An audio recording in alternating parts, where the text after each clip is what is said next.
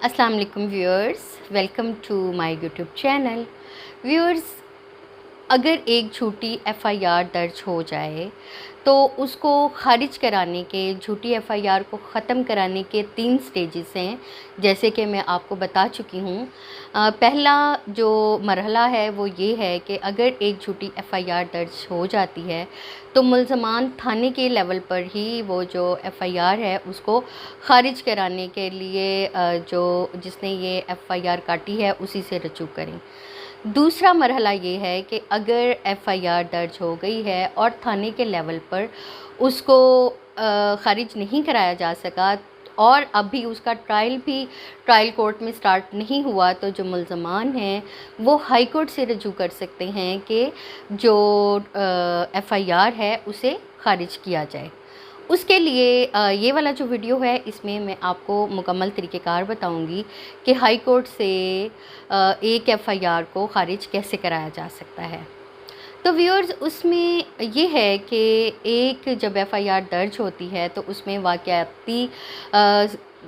को कंट्रीब्यूट करने के लिए वाक़याती शहादत होती है और मौके के गवाह भी मौजूद होते हैं। और वो जब एफआईआर दर्ज की जाती है तो ये जो गवाहान हैं इनके स्टेटमेंट रिकॉर्ड होते हैं और वाक़याती जो फैक्ट्स को कंट्रीब्यूट करने के लिए, जो वक़ूआ हुआ है उसको कंट्रीब्यूट करने के लिए जो मौके के गवाहान हैं उनका जो स्टेटमेंट है वो रिकॉर्ड करना ज़रूरी होता है, अदरवाइज़ एफआईआर नहीं होती। अब हुआ ये है कि जो एफआईआर है वो दर्ज कर ली गई है और जो जिन पे इल्ज़ाम लगा है, जो मुल्ज़मान हैं वो जो वाक़याती शहादत है या जो मौके के गवाहान हैं, अगर वो ये कहते हैं कि ये जो वाक़या है ये हमने नहीं देखा, ऐसा कोई वक़ूआ नहीं हुआ, या हमने अगर देखा है तो उसमें से कुछ एक चीज़ देखी है, वो जो पूरा वक़ूआ है वो हमने नहीं देखा,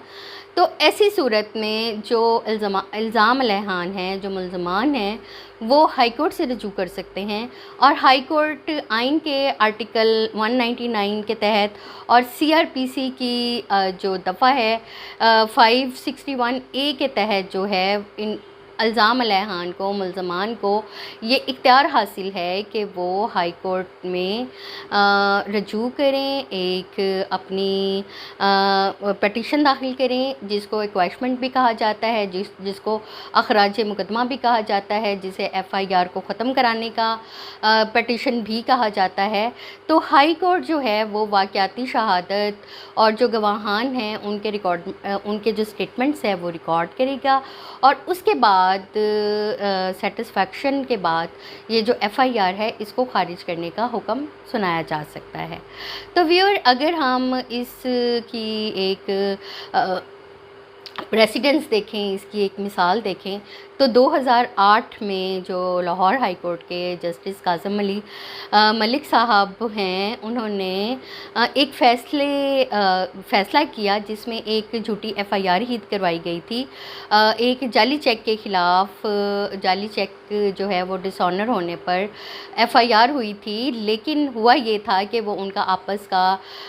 लेन देन का मैटर था, वो एक बिज़नेस डील थी। और जब